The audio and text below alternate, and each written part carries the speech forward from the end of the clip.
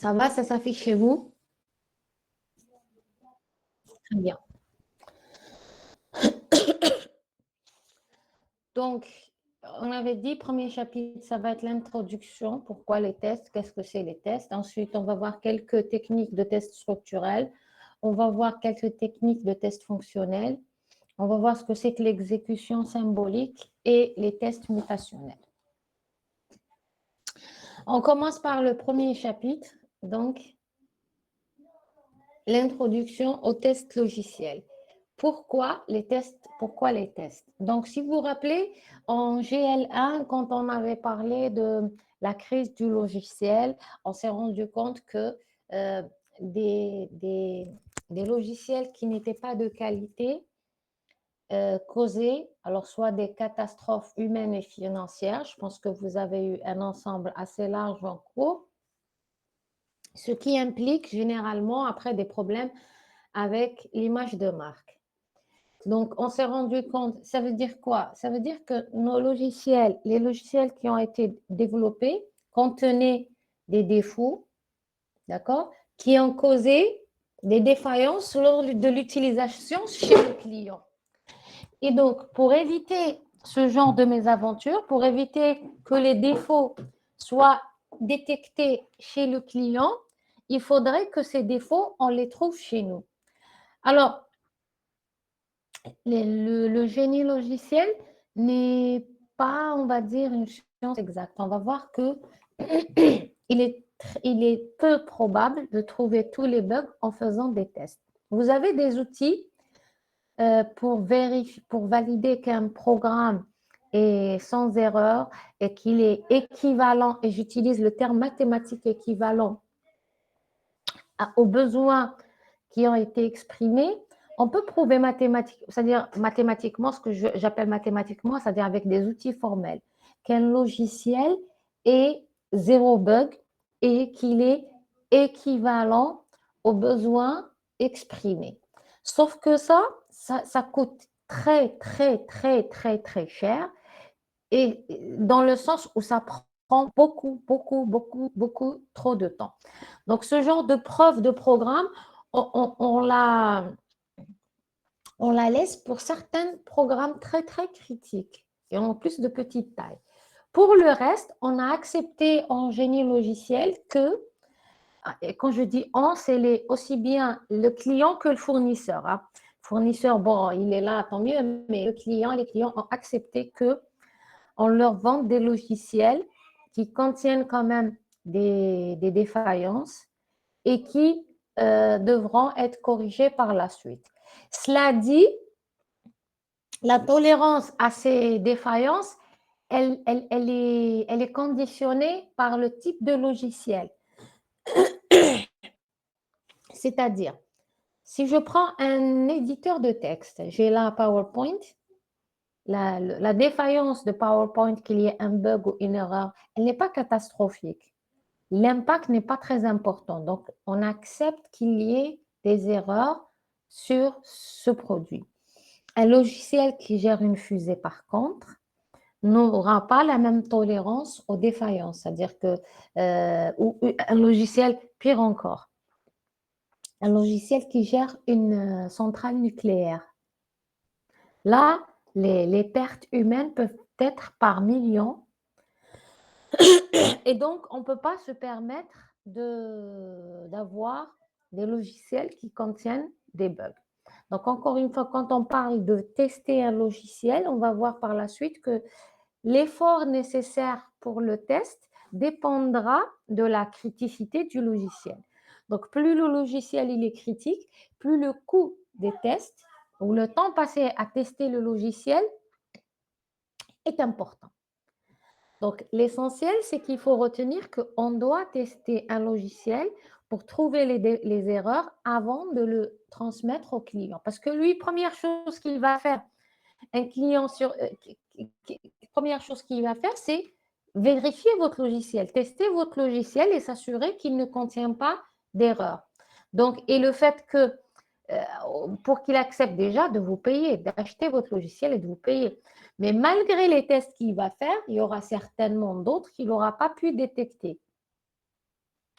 D'ailleurs, partant de ce principe, la plupart des entreprises, quand elles ont un contrat avec un éditeur pour le développement ou même pour le support, le contrat généralement prévoit ce qu'on appelle une période de garantie. Que quand vous avez de la garantie sur vos PC, vos téléphones, etc., vous avez de la garantie sur vos logiciels achetés. En fait, là, je parle quand on est en génie logiciel, où vous êtes censé développer et ensuite vendre. Là, on part du cas où j'ai un client qui a acheté chez moi, qui a commandé chez moi un logiciel, je l'ai développé, je vais le déployer chez lui. Lui, il va tester, il va essayer de trouver tous les bugs possibles. Après, dès qu'il ne peut plus trouver de bugs, on me dira qu'il a validé ce qu'on appelle les tests chez le client, on les appelle chez nous la recette. Il va valider la recette. À ce moment-là, il va vous payer. Mais dans le contrat qui est voulu à ce client, il y a souvent une période de garantie, 1 année, 2 ans, où vous vous engagez en tant que prestataire à corriger tout bug qui sera identifié lors de l'utilisation quotidienne du logiciel. Bien sûr, après la période de garantie, les défauts ou les bugs qui vont être identifiés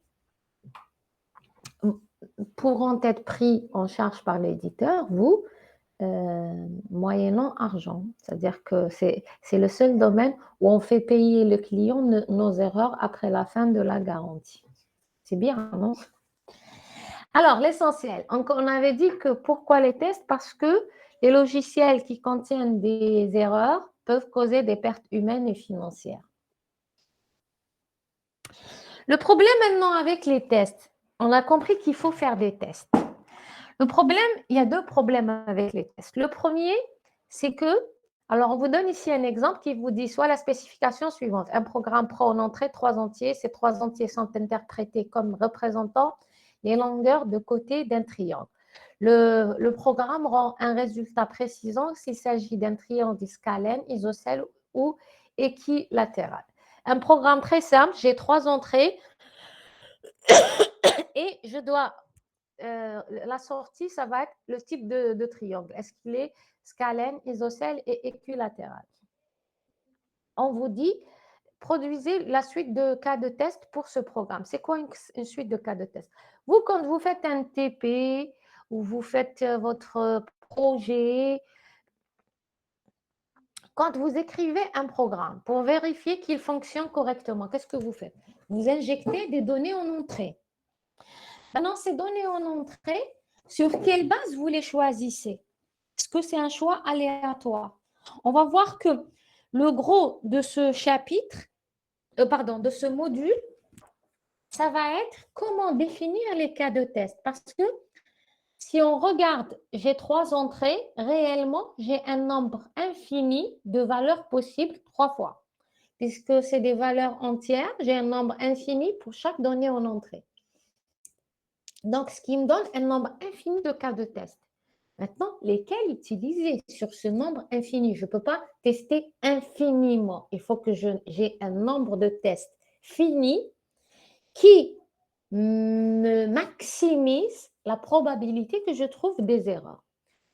Donc, notre challenge ici, le gros de ce module, va être comment définir cette suite de cas de test pour un programme pour essayer de trouver des bugs. Alors, J.J. Meyers, avec le livre The Art of Software Testing de 1979, a dit, après étude, qu'il y avait 14 cas de test. C'est-à-dire qu'il y avait 14 jeux de test à faire pour tester le programme, tous les cas possibles. Alors, on vous dit chacun de ces 14 tests correspond à un défaut constaté dans des implémentations de cet exemple de triangle. Le problème, c'est que la moyenne des résultats obtenus par un ensemble de développeurs expérimentés est de 7,8 sur 14. Ça veut dire quoi? Ça veut dire que le premier problème avec les tests, c'est qu'on n'est pas capable de trouver les tests pertinents pour trouver les anomalies ou les défauts ou les erreurs injectées dans notre code. Si je prends des développeurs expérimentés, ils ont pu, en moyenne, sur les 14 tests qu'on a, ils ont pu définir 7,8 jeux de tests. Ça veut dire que même le développeur le plus expérimenté n'était pas capable de trouver tous les tests nécessaires pour tester complètement ce programme. Donc, on vous dit la problématique avec les tests, c'est que la conception de tests est une activité complexe, a fortiori sur de grandes applications. Donc, déjà, sur un petit programme de quelques lignes, c'est-à-dire le tester tous les cas possibles nécessiter 14 jeux de tests, et les développeurs les plus expérimentés n'ont pu trouver que 7,8 sur les 14, c'est-à-dire un peu plus que la moitié des tests qu'il aurait fallu tester. Alors, on peut rajouter à ce problème le fait que généralement, on ne donne pas les tests, on sous-estime tellement les tests qu'au lieu de les donner à un expérimenté, c'est aux jeunes développeurs qu'on donne les tests. Donc, un jeune diplômé sur 3 commence par faire les tests. Alors que les tests, c'est quelque chose qui est primordial, important pour éviter que les erreurs arrivent chez le client. Et on avait vu que même les développeurs expérimentés passaient à côté de certains tests. Qu'est-ce qu'on faisait avant? On laissait cette partie de test aux débutants. On vous dit 50% des startups échouent à cause de trop de nombre de bugs. Mauvaise campagne de test, maintenance difficile, donc pas de non-régression. Ça veut dire qu'ils n'arrivaient pas, c'est des startups, ils n'ont pas assez l'expérience pour définir les jeux de test pertinents. Pertinent, ça veut dire, alors c'est quoi un bon jeu de test? On verra par la suite qu'un bon jeu de test, c'est un test qui me permet de trouver un bug. Un test qui me permet de ne pas trouver qui ne me permet pas, pardon, de trouver un bug est un mauvais test parce qu'il ne fait que confirmer qu'il n'y a pas de d'erreur dans mon programme. Et ce n'est pas parce qu'il n'y a pas d'erreur, c'est pas parce que je n'ai pas trouvé d'erreur dans mon programme avec mon jeu de test qu'il n'y a pas d'erreur. Donc, un bon jeu de test, c'est celui qui me permet de trouver des erreurs si elles existent. Donc, ce qui fait que la maintenance était difficile. La maintenance, là, on parle de maintenance corrective parce qu'il y a eu beaucoup de bugs à corriger et on ne faisait pas des tests de régression. On verra par la suite ce que c'est qu'un test de régression. Alors, juste pour anticiper, un test de régression, c'est un test qu'on fait. Alors, imaginons que j'ai du code source que j'ai écrit, que j'ai testé, qui fonctionne chez le client. Suite à une demande de modification, suite à une action de maintenance, j'ai touché à ce code qui a déjà été testé. Vous l'avez vu en GL1, toucher du code source risque de créer de nouveaux bugs. Donc, les tests de régression, c'est les tests qui permettent c'est le fait de retester du code source testé puis modifié pour s'assurer que la modification n'a pas créé de nouveaux bugs. D'ailleurs, le terme régresser, c'est revenir en arrière. Revenir en arrière ici veut dire créer de nouveaux bugs. C'est-à-dire, j'avais quelque chose qui fonctionne, avec ma modification, ça ne fonctionne plus. Donc, je suis revenu en arrière. Et c'est pour ça qu'on parle de test de régression. Deuxième problématique avec le test, c'est que ça coûte de l'argent. Donc, on voudrait, alors, puisque les tests coûtent de l'argent, si mes tests, si par exemple, lorsque je budgétise, c'est-à-dire au début du projet, lorsque je fais un devis pour le projet, maintenant, je sais que je peux avoir des bugs. Si je mets le coût des tests, une grosse part pour les coûts des tests, je risque de ne plus être compétitif par rapport à la concurrence qui va être moins chère et qui va être choisie. Donc, ce qu'on essaye de faire, notre objectif, c'est de réduire l'effort nécessaire pour faire les tests et donc automatiquement réduire les coûts nécessaires pour faire les tests, tout en augmentant notre confiance dans le logiciel. Ça veut dire quoi, augmenter la confiance? C'est-à-dire tout en augmentant la probabilité de trouver des erreurs dans notre code source. Donc, l'idée, c'est comment faire pour, quelles sont les techniques à appliquer pour réduire le coût des tests tout en maximisant les probabilités de trouver des bugs. Donc, c'est pour ça que réellement, pour les tests, on a deux problèmes. Le premier problème, c'est qu'ils sont difficiles à trouver les bons. Le deuxième, c'est que non seulement il faut trouver les bons, mais le faire à moindre coût. Donc, qu'est-ce qu'un logiciel?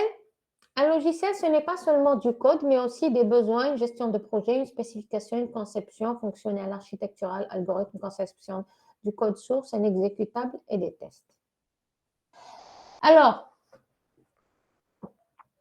déjà,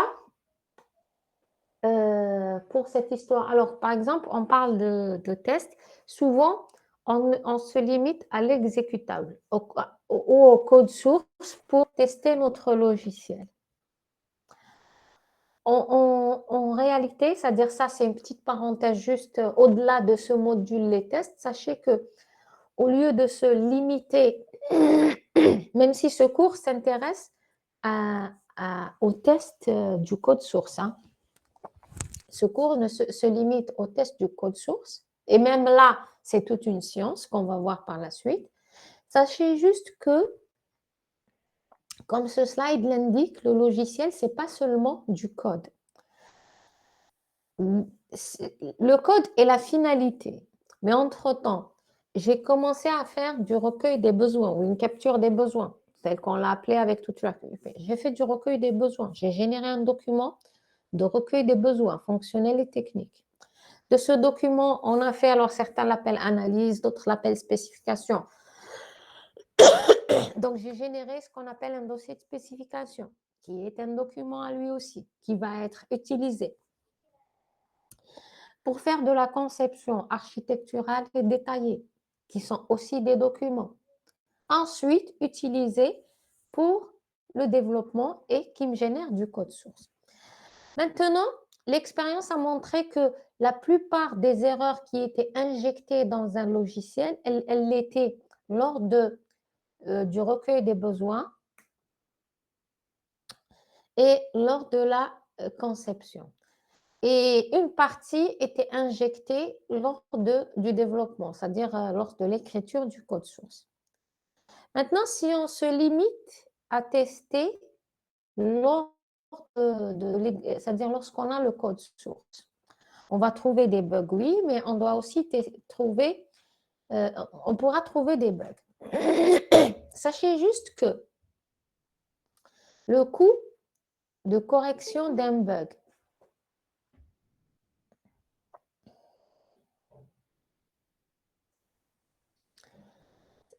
donc sachez juste que pour corriger un bug, pour corriger une erreur injectée par l'être humain, parce qu'à la fin, l'erreur, c'est l'être humain qui l'a commise. L'erreur, elle n'est pas seulement au niveau de l'écriture du code source. L'erreur, elle peut être injectée lors du recueil des besoins, c'est-à-dire que je n'ai pas bien compris les besoins du client. L'erreur peut être injectée lorsque on est en train de faire l'analyse ou la spécification. L'erreur peut être injectée lorsqu'on va faire la conception architecturale ou détaillée. Et l'erreur peut être aussi injectée lorsque on est en train d'écrire le code source. Donc, à chaque étape du cycle de vie du logiciel, on peut injecter une erreur. Les techniques qu'on va voir dans ce chapitre ne concernent que le code source. Mais sachez que les erreurs, elles peuvent être injectées à tout moment du cycle de vie du logiciel. Et c'est pour ça que dans une entreprise, on ne se limite pas aux tests pour éliminer les erreurs. Nous avons d'autres techniques qu'on va voir brièvement dans ce module, qui sont par exemple les revues. Revues, revoir, c'est en fait, c'est des tests, mais sur les autres documents du projet. Pourquoi? Lorsque je génère un document de recueil des besoins fonctionnels, je dois vérifier que ce document correspond exactement aux besoins exprimés par le client. Donc, ce document doit être revu en interne avant que... c'est comme pour le code source. On teste chez nous pour voir qu'il n'y a pas d'erreur. Ensuite, on soumet au client pour validation avec la recette. Même chose, on doit faire la même chose avec tous les livrables du projet. Donc, si le premier livrable du projet, le document de recueil des besoins, je dois le revoir en interne. Après, chaque entreprise définit ses techniques de revue. Je dois le revoir en interne pour m'assurer que ce que j'ai écrit correspond aux besoins exprimés par le client. Ensuite, je transmets ce document au client pour validation. Ça veut dire, lui me confirme que ce que j'ai compris de ce qu'il a dit est égal à ce que lui a dit. Parce qu'il n'y a que lui qui peut me garantir que c'est bien ça. Même chose pour une fois que c'est validé, je passe au document suivant, on va dire dossier de spécification. Même chose, je rédige ce document sur la base du document de recueil des besoins validé par le client. Ensuite, je le revois en interne. Et là, on verra peut-être que je vais rajouter le chapitre sur la revue pour voir comment on peut le faire. En fait, c'est relire le document par des experts qui pourront me dire oui, c'est exactement, c'est équivalent à ce qui était dans le document de recueil des besoins. Vous avez respecté tout ce qui était dans le document des recueils des besoins, puisque c'est ça le input pour le document de dossier de spécification. Après, je remets aussi ce document au client pour validation. Il va vous dire effectivement, je passe à la conception, qu'elle soit architecturale détaillée, même chose. Je rédige ce document sur la base du dossier de spécification. Donc, je dois voir en interne ce document pour validation interne. Ensuite, pour s'assurer qu'il est équivalent ou correspond ou respecte complètement le dossier de spécification et je remets au client pour validation, surtout s'il a les compétences de valider ma conception. Ensuite, à partir de ces documents de conception validés, on va générer du code source. Et là aussi, le code source, je vais le vérifier en interne et c'est ce qu'on appellera les tests qu'on va voir dans ce module. Et une fois que j'ai terminé, je remets le code source. On ne parle plus de installer, on va dire déployer la solution chez le client et lui, il va vérifier que ça correspond à ses besoins, etc. Et pour vous valider. Donc, comme un logiciel, ce n'est pas seulement du code source, mais c'est tout ça. Donc, tous ces livrables de ce projet doivent être validés à l'avance. Pourquoi? Parce que plus on tarde à trouver une erreur, plus le coût de correction de cette erreur est important. Je m'explique. Imaginons que l'erreur s'est produite lors de la capture des besoins fonctionnels et que on n'ait pas pu identifier cette erreur jusqu'à la phase de test des exécutables. Le processus, si vous vous rappelez, en cascade, c'était ça. Sans interaction avec le client, je suis toutes les étapes du projet, donc recueil des besoins, analyse, conception, développement, test. Ce n'est que lors de la phase des tests que je pourrai identifier même les erreurs qui se sont produites lors de la capture des besoins fonctionnels. Et puisque je me suis rendu compte lors des tests que l'erreur était dans la capture des besoins fonctionnels, donc je dois corriger le document de besoins fonctionnels. Ensuite, je dois corriger le dossier de spécification. Ensuite, je dois corriger le document de conception s'il y a un impact. Ensuite, je dois corriger le code source. Donc, tout ça doit être corrigé parce qu'à la fin, il faut que tous nos documents soient cohérents. Alors que si la faute qui a été injectée lors du recueil des besoins a été identifiée lors du recueil des besoins, le coût de correction de cette erreur, c'est juste mettre à jour le document de recueil des besoins. Donc, c'est pour ça que même si dans ce module, on va se limiter aux tests sur le code source, sachez que les erreurs peuvent être injectées pas seulement lors de l'écriture du code source, mais à chaque étape du cycle de vie.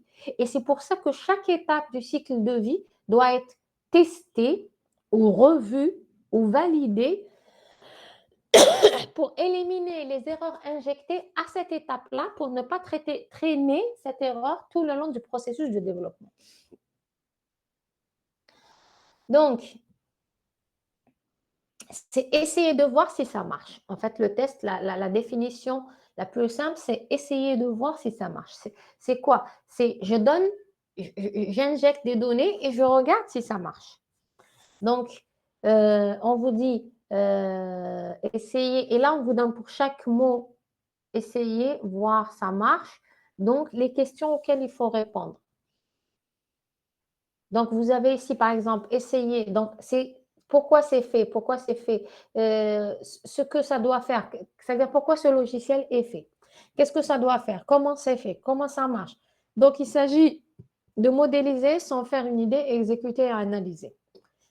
Alors, on vous dit, essayez de voir. Qu'est-ce qu'on doit voir? Où faut-il regarder? Qu'est-ce qui est visible? Qu'est-ce qu'on cherche?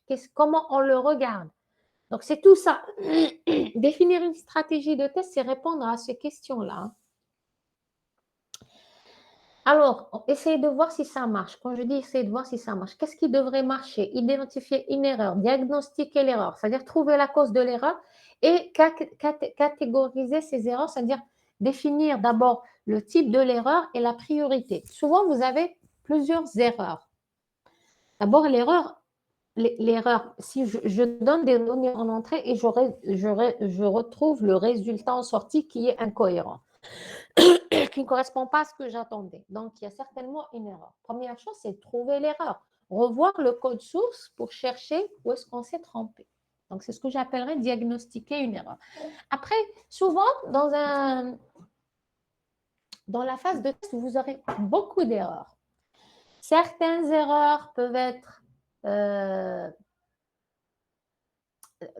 vont avoir un impact simple, d'autres elles vont avoir un grand impact sur le logiciel. Donc, définir les catégories d'erreurs permet aussi de définir les priorités de traitement sur ces erreurs. Vous allez toujours commencer, alors là, ça dépend de votre stratégie de test. Hein. Donc, vous pouvez toujours commencer par ceux qui sont les plus graves. D'ailleurs, souvent, dans un contrat avec un client, lorsqu'on définit par exemple les règles de validation de la recette, donc des tests, on définit une criticité des bugs, on les catégorise et on définit un ordre de traitement des bugs et on définit par exemple dans un projet de développement, vous pouvez avoir un contrat où le client vous dit je valide la recette tant que tous les bugs bloquants sont réglés. Mais les bugs non bloquants, ils peuvent être traités par la suite dans la phase de stabilisation, par exemple. Hein. Donc, c'est pour ça qu'on parle de catégoriser les erreurs. Donc,